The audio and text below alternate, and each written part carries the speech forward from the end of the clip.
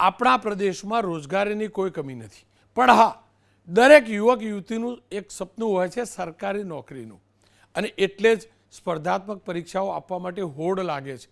થોડીક બેઠકો માટે હજારો લાખો યુવક યુવતીઓ ફોર્મ ભરતા હોય છે. પણ તમને જાણીને દુઃખદ આશ્ચર્ય થશે, આપણી સરકારની અંદર આજની જ જાહેરાત બતાવી દઉં, બેઠકો બહુ ઓછી, આ જાહેરાત જોજો. પ્રવાસન વિભાગે આપેલી આ જાહેરાત છે, અને જાહેરાતમાં એવું છે કે 25 જગ્યાઓ માટે નિવૃત્ત અધિકારીઓ પાસેથી અરજી મંગાવાઈ. હવે જુઓ, 25 જગ્યાઓ છે એ માટે રાજ્ય સરકારનું છે પ્રવાસન નિગમ, ખાનગી નહીં. એને 25 જગ્યાઓ માટે નિવૃત્ત અધિકારીઓ પાસેથી અરજી મંગાવી, જેમાં પ્રવાસન નાયબ કમિશનરની 4 જગ્યા, સહાયક કમિશનરની 8 જગ્યા, સિવિલ એન્જિનિયર માટે 5 જગ્યા, જિલ્લા પ્રવાસન વિકાસ અધિકારીની 8 જગ્યા માટે જાહેરાત અપાઈ છે. આ જાહેરાત મુજબ અધિક કલેક્ટરથી લઈ નગરપાલિકાના ચીફ ઓફિસર સુધીના નિવૃત્ત અધિકારીઓ અરજી કરી શકે. મોટા પાયે ઉચ્ચ પદેથી નિવૃત્ત થયેલા અધિકારીઓને ખાસ પગાર આપી પુનઃ નિયુક્ત કરવાની પ્રક્રિયા આદેશ મુજબ શરૂ કરવામાં આવી છે. તો બીજી તરફ સવાલ એ છે કે ભાઈ આટલું ભણેલા તો મારા યુવકો પણ છે, જો તમે નિવૃત્ત કરશો તો મારા યુવકો પ્રવૃત્ત ક્યારે થશે ભણ્યા પછી?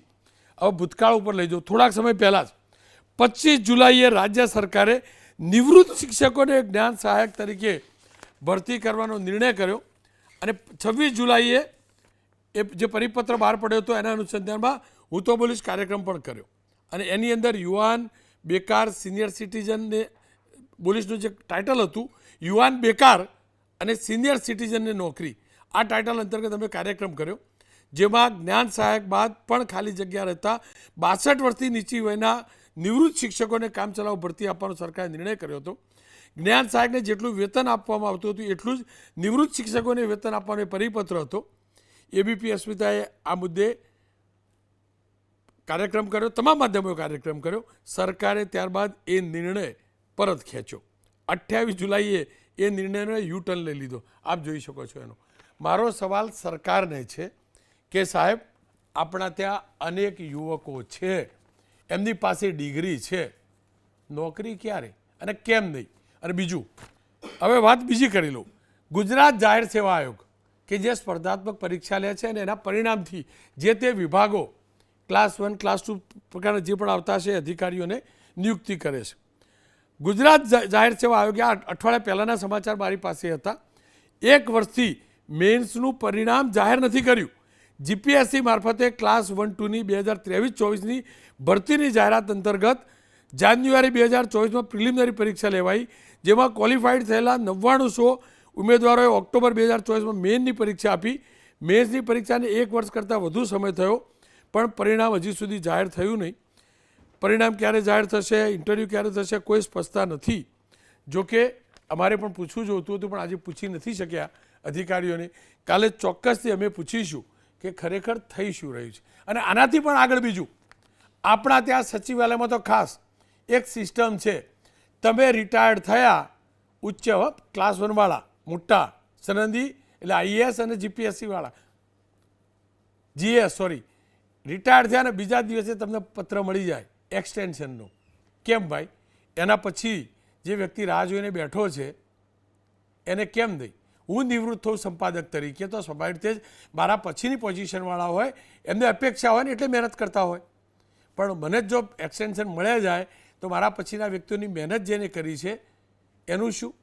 અને એટલે જ હું આજે આ કાર્યક્રમ કરી રહ્યો છું. અનેક અધિકારીઓ એક્સટેન્શન ઉપર છે, અને ફૂડ એન્ડ ડ્રગ્સમાં તો કેટલા એક્સટેન્શન અપાયા હતા ને કમિશનરને, હમણાં જ, બાકી ઘણા નહીં એટલા એક્સટેન્શન આપેલા, કોઈ અધિકારી મારી સરકારને મળતો જ નહોતો.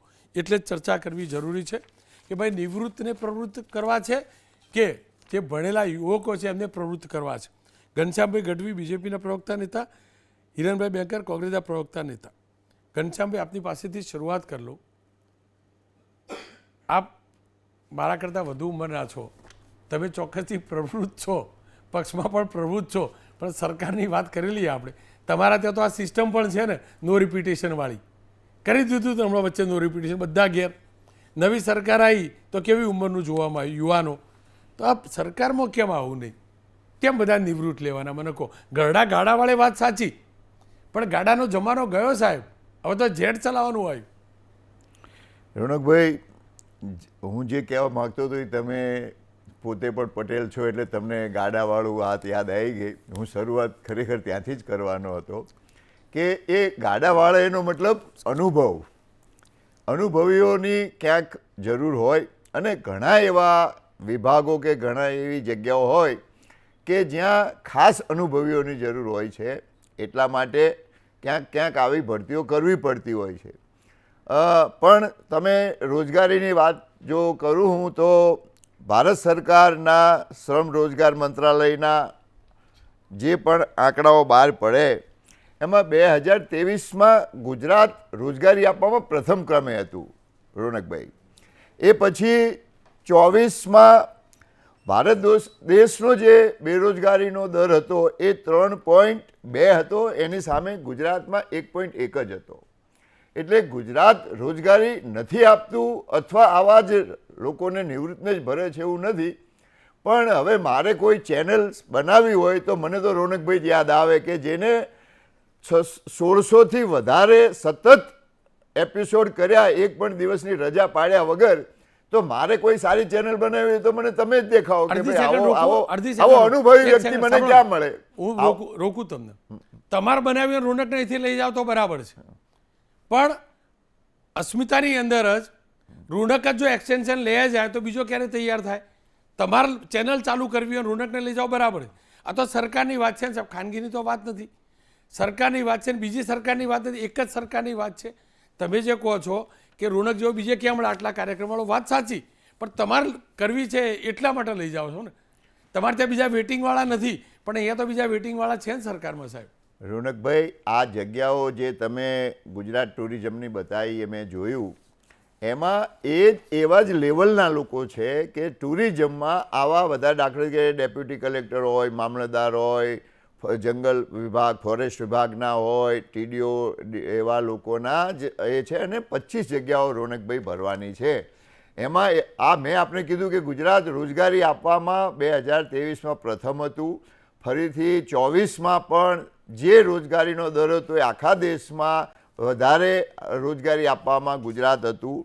અનેક તાલીમ શિબિરો દ્વારા આપણે આજે ઔદ્યોગિક મેળાઓ, ભરતી મેળાઓ કરીને ઔદ્યોગિક એકમોમાં ભરતી કરીએ છીએ.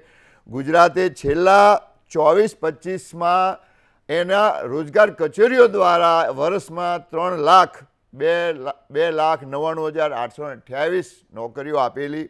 એ પછી 25માં અત્યાર સુધીમાં લગભગ લાખથી વધારે શ્રમ રોજગાર કચેરીઓ દ્વારા નોકરી આપવામાં આવી છે. એટલે ગુજરાત રોજગારી આપે છે. યુવાનોનું આગળ ભવિષ્ય અને એ જ રાજ્યનું ભવિષ્ય. પણ ઘણી વખત એવું બને રોનકભાઈ કે ટેકનિકલ માણસો અથવા એવા લોકો જ્યારે જરૂરિયાતવાળા લેવાના હોય, મને ખબર છે સરકારનો એક વિભાગમાં એક અધિકારી એવા કે જેનો પગાર સેક્રેટરી કરતાં પણ એને વધારે પગાર આપીને લેવા પડ્યા બહારથી. કારણ કે જ્યાં કરોડોના કામ થતા, જ્યાં ટેકનિકલ માણસોની જરૂર હોય, જ્યાં માણસો વિદેશથી કે બીજેથી સારી તાલીમ લઈને આવ્યા હોય એવા લોકોને જો આપણે રાખવા હોય, જરૂર હોય, જેનાથી જે તે વિભાગનો વિકાસ વધે અને છેલ્લે સરવાળે તો એ રાજ્યની અને દેશના વિકાસમાં એ સહાયરૂપ થાય. એટલા માટે આવા લોકોની ક્યાંક ભરતી કરવામાં આવે છે. તમે શિક્ષકોવાળી વાત કરી, એ વાત સાચી હતી અને તમે જે વાત મને ખબર છે કે તમે એ મુદ્દો લીધો અને સરકારે પણ એ તમારા મુદ્દાને ધ્યાને રાખીને એ શિક્ષકોની ભરતી બંધ કરી. કારણ કે શિક્ષકો બીજા મળી રહે પણ અમુક નિષ્ણાતો જે તે વિભાગમાં મળવા મુશ્કેલ હોય.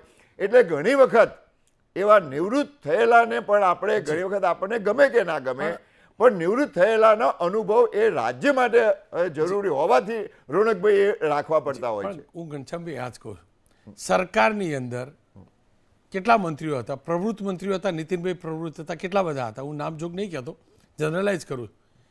એમનો અનુભવ કામ લાગે એવો હતો ને કામ લાગે એવો. આપણે તરત કે યુવા એનર્જેટિક આ જોઈએ, બરાબર. હવે મને કહો, મને એ જ સમજાવો, એક મંત્રી કે જેની જોડે આખી મિનિસ્ટ્રીની જવાબદારી, એમાં આપણે યુવા ચહેરો જોઈએ, યુવા ચહેરો. તો પછી આપણા આ જે જગ્યા છે એમાંથી પ્રવાસન વિકાસ અધિકારી, પેલાની જવાબદારી વધુ કે પ્રવાસન મંત્રીની જવાબદારી વધુ? મને કહો. જો સરકારની અંદર ફ્રેશ જોઈએ તો પછી વિભાગોમાં તો ફ્રેશ અધિકારી જ જોઈએ ને સાહેબ. જે સરકારમાં આવે છે એમાં તો 5 વર્ષ માટે આપણે ચૂંટતા હોઈએ છીએ. એ દરમિયાન 5 વર્ષ પછી આપણને એવું લાગે કે હવે ઘણા લોકો ચૂંટાણા છે જાહેર જીવનમાં આવવાવાળા, એમાંથી કોઈ હોશિયાર હોય, ભણેલા ગણેલા હોય, જેનો અનુભવ હોય, પાર્ટીને માટે કેટલા ઉપયોગી છે, રાજ્ય માટે કેટલા ઉપયોગી છે, આ બધું નક્કી કરીને ઘણી વખત આ પેરામીટરો કોઈ પણ રાજકીય પક્ષ એ નક્કી કરતો હોય છે. પણ સરકારમાં જ્યાં કામ કરવાની વાત આવે છે ત્યારે એના નિગમમાં પણ એ એમડી હોય છે, મોટાભાગે આઈએસ યુવાન જ હોય છે. એના પછી પણ નીચે એના જનરલ મેનેજરો, એના મેનેજર, એના ઘણા અધિકારીઓ મને ખબર છે કે ત્યાં આપણા ગુજરાત ટુરિઝમમાં છે. એટલે અમુક જગ્યાઓ એવી હોય કે જે ફિલ્ડમાં, દાખલા તરીકે તમે આમાં ફોરેસ્ટ વિભાગના પણ નિવૃત્તને કીધું છે કે ફોરેસ્ટ વિભાગના નિવૃત્ત અધિકારી પણ કરી શકશે.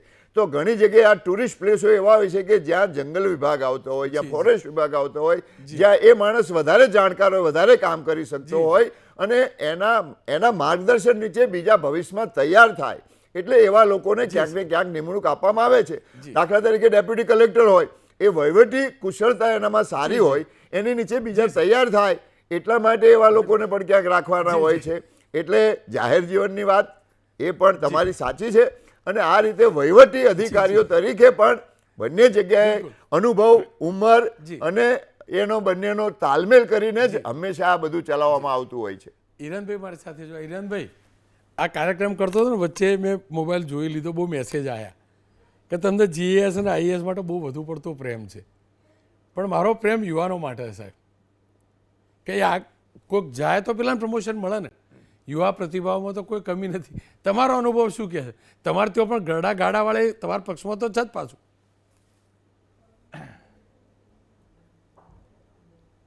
એટલે જે અપેક્ષા હતી રુણુકભાઈ પ્રમાણે જવાબ ગોળ જવાબ આવ્યો છે. યુવાનો માટેનો કોઈ જવાબ સીધી લીટીમાં મળ્યો નથી. અને તમે વાત કરી કોંગ્રેસ પક્ષમાં, તો મારા જેવો યુવાન આજે પણ કોંગ્રેસમાં પ્રદેશ પ્રવક્તા તરીકે બેઠો છે. એટલે ત્યાં તો અમારે યુવાનોની રોજગારની બહુ સારી તકો ઉપલબ્ધ છે. વાત કરીએ અત્યારે ગુજરાતમાં જે પ્રકારે યુવાનોનું આર્થિક શોષણ થાય છે, 2016થી લઈને અત્યાર સુધીમાં 2.5 લાખ જેટલા સરકારી કર્મચારીઓ નિવૃત્ત થયા. 10 લોકો નિવૃત્ત થાય, એમાંથી 4 લોકો ક્લાસ 1, ક્લાસ 2 અને 6 લોકો ક્લાસ 3 અને ક્લાસ 4 નિવૃત્ત થાય છે. ક્લાસ 4ની ભરતી છેલ્લા 15 વર્ષથી આપણે કરી નથી. ગુજરાતમાં 13.5 લાખ યુવાનો આજે કોન્ટ્રાક્ટ આઉટસોર્સિંગમાં કામ કરી રહ્યા છે. અને જે પ્રકારે સરકારની નિયત છે, સરકારની જે દાનત છે, સરકારને કેબિનેટ છે, એમની પોતાની કિચન કેબિનેટ તો યુવાન જોઈએ, પણ જે કામ કરવાવાળા જે ખરેખર કર્મચારીઓ છે એ તો આપણે પેલું માર્ગદર્શન મંડળ છે ને એમનું, જે બીજેપીનું, એવું જ હોવું જોઈએ. કે જે પ્રકારે કેમ ગયડા ગાડા વાળે, પણ ગયડા ગાડા વાળે એ પ્રમાણે પણ યુવાનો ચલાવશે તો કંઈક ગાડાને માર્ગદર્શન આપશે, એ પ્રકારનો ઘાટ છે. એક આરટીઆઈ મારી પાસે વિગત પડી છે અમદાવાદ મ્યુનિસિપલ કોર્પોરેશનની, જેમાં 810 જેટલા કર્મચારીઓ, 1-2 નહીં સાહેબ, 810 કર્મચારીઓ એ કોન્ટ્રાક્ચ્યુઅલ પર લાગેલા છે. અને જે બધા નિવૃત્ત થઈ ગઈને આવેલા હોય. સરકાર એક બાજુ એમ કહે છે કે જે 50 વર્ષથી ઉપરના છે એમાં ઘણા બધા જે માનસિક અને શારીરિક સક્ષમ નથી, એમ કરીને એને સમય મર્યાદા પહેલાં નિવૃત્ત કરી દેવાના. બીજી બાજુ જે નિવૃત્ત થઈ ગયા છે એ બધાને રિપીટ કરીને યુવાનોની તક છીનવી લેવાની. તક તો છીનવાની જ, પણ જે બિચારો પ્રમોશન લઈને બેઠો છે, જેનું પ્રમોશન ડ્યુ થઈ રહ્યું છે, એનું પ્રમોશન પણ ના મળે. એટલે 2 મોટા ફટકા પડે. તક ના મળે, પ્રમોશન પણ ના મળે, અને સરકારની તિજોરી પર ભાર પણ ઓછો પડે. અને જે ખરેખર તમે જુઓ, ભૂતકાળના આપણે તમે કિસ્સા સારી વાત કરી કે સરકારી શિક્ષકોની ભરતીમાં પણ એ નિવૃત્ત શિક્ષકોને લાયા હતા. એનાથી પણ વધારે વિધાનસભાની આજુબાજુનો જે મુખ્ય તમે કીધા જે જીએસ અને આઈએસની કેડરની વાત કરીએ, કે કૈલાસનાથન કે જેને બહુ હુલાણા નામથી ઓળખાય, 11 વખત એક્સટેન્શન મળ્યું. જે ડ્રગ્સ વિભાગના નિયામક છે એમને 7 વખત એક્સટેન્શન મળ્યું. એવા જે છે વિધાનસભામાં બેઠેલા નિયામક, નામથી નહીં લઉં, 11 વખત એક્સટેન્શન પર બેઠા છે. એટલે તમે 1 વખત, 2 વખત, 3 વખત એક્સટેન્શન હોઈ શકે, માર્ગદર્શન લઈ શકાય. પણ એ માર્ગદર્શન મળ્યા પછી ગુજરાતની પરિસ્થિતિમાં કોઈ જ ફરક પડતો નથી. આજે પણ ગુજરાતના યુવાનને 5-5 વર્ષ સુધી એ ફિક્સ પગારને કોન્ટ્રાક્ટ પથારના નામે એનું શોષણ કરવામાં આવે, અને પછી પણ એની કાયમી ભરતી થશે કે કેમ એ ખબર નહીં. તમે જેપીએસ બહુ સારું ઉદાહરણ આપ્યું કે 1 વર્ષથી એની મેઇન્સ પરીક્ષા લેવાઈ નથી. 2017માં પ્રોફેસરની ભરતી કરવાની વાત આવી, 5 વર્ષ સુધી ભરતી ના થઈ, 2022નું ઇલેક્શન આવ્યું એટલે એનું કંઈક થોડું કરીને પછી થોડા ઘણા નિમણૂક આપવામાં આવી. એટલે ખરેખર સરકારની નિયત નથી. સરકારની નિયત જો સાફ હોત તો આજની મોમેન્ટે એ સરકાર સીધી ભરતીમાં 10 થી 15 લાખ જેટલી ભરતી સીધી ભરતી કરી શકે એમ છે. પણ ક્લાસ 4ની ભરતી કરવાની નહીં.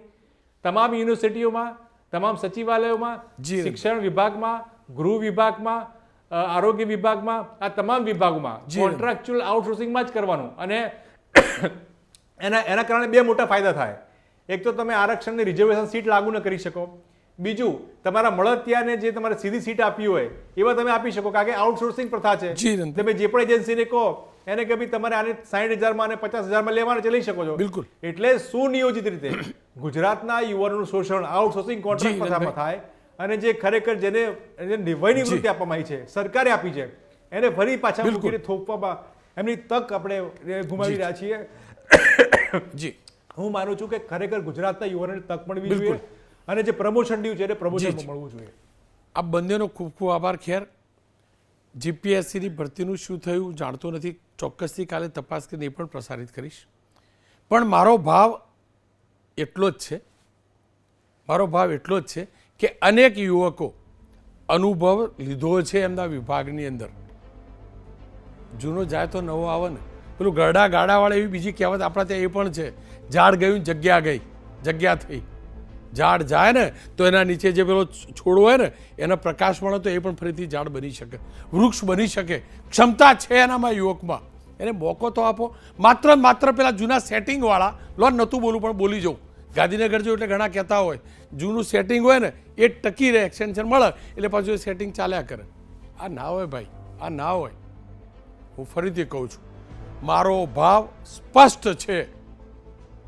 જીએસ હોય કે આઈએસ, પ્રતિભામાં કોઈ કમી નથી. એમને મોકો આપો. એક્સટેન્શનવાળી વાર્તા બંધ કરો અને નિવૃત્તવાળાને માર્ગદર્શક મંડળમાં મૂકી દો ને ભાઈ. મૂકવાનું માર્ગદર્શક મંડળ માર્ગદર્શન આપશે. શેના માટે ભાઈ, શેના માટે? સરકાર સારી રીતે સમજે છે. મને તો પૂરું જ્ઞાન નથી. કોઈ વાર સચિવાલયમાં જે મિત્રો સાથેથી વાત સાંભળી આપ તમામ સમક્ષ રજૂ કરી છે. જોનારા અધિકારીઓ સમજી ગયા હશે હું કેમ બોલું છું. એ જે રાહ જોઈને બેઠા છે એ પણ સમજી ગયા છે કે એમના માટે આ કેટલું જરૂરી હતું. એ મારે કોઈ વ્યક્તિ સાથે લેવા દેવા નથી. પણ હા, સિસ્ટમમાં ઉર્જા લાવવી હોય તો યુવકોને ચોક્કસથી મોકો આપવો પડશે. ઝાડ ગયું તો જગ્યા થઈ એનો મતલબ એ નથી કે કોઈ વડીલને અપમાનિત કરવાનો, પણ વડીલે પણ સમજવું જોઈએ. દીકરાઓને પણ તો મોકો આપવો જોઈએ ને. હું તો બોલીશ મળીશ એક વિરામ અને વિરામ બાદ વાત કરીશ કોપી પેસ્ટની યુનિવર્સિટી પાર્ટ 2ની.